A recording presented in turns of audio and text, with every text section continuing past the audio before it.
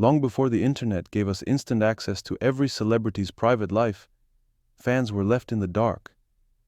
And they filled that void with myths, conspiracy theories, and wild stories of sex, drugs, and the occult. But what's most shocking? Some of those stories were absolutely true.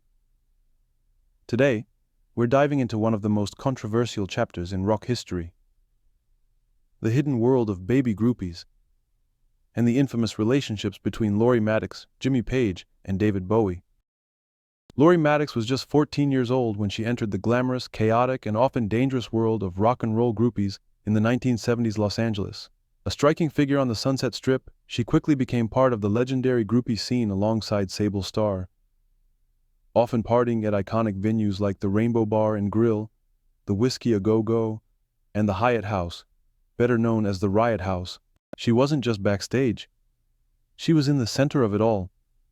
According to Maddox, her first encounter with fame came in the form of David Bowie, who was in his mid-20s at the time. Though their first meeting was intimidating, Bowie appeared otherworldly, even frightening. She later described her night with him as a beautiful experience, even though she was still a virgin at the time. By today's standards, the idea of a grown man engaging in a sexual relationship with a minor would be instantly condemned. But in the lawless, anything-goes atmosphere of 1970s rock, it was swept under the rug, glamorized even. Not long after Bowie, Maddox met Jimmy Page, legendary guitarist and founding member of Led Zeppelin. Their meeting? Straight out of a movie. She was approached by a Zeppelin roadie at the Rainbow, ushered into a limo, and delivered to Page's suite at the Hyatt. Dressed like a gothic gangster, cane in hand and a hat over his eyes, Page was every bit the mysterious rock god. For Maddox, it was love at first sight. They began a 2-year relationship, all while she was still underage. Page, well aware of the legal risks, kept the affair tightly under wraps. He allegedly even asked Maddox's mother for permission, though many believe it was more about covering himself legally than anything romantic. Maddox didn't tour with the band.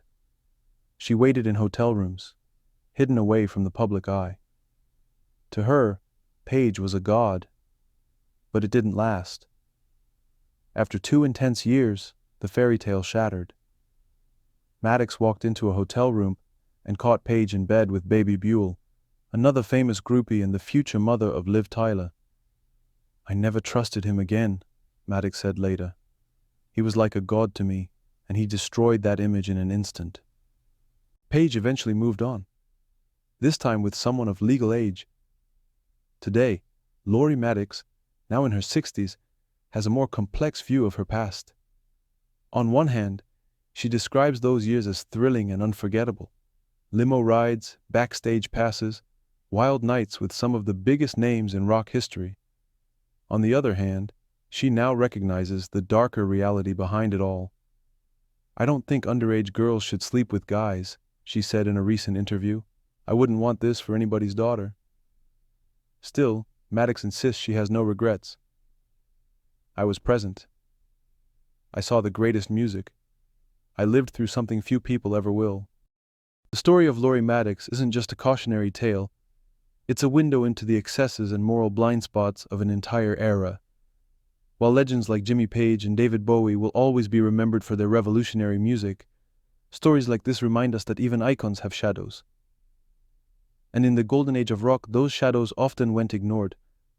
Or worse, celebrated. If you found this video insightful, don't forget to like, subscribe, and click the bell icon so you don't miss our deep dives into the untold stories of music history.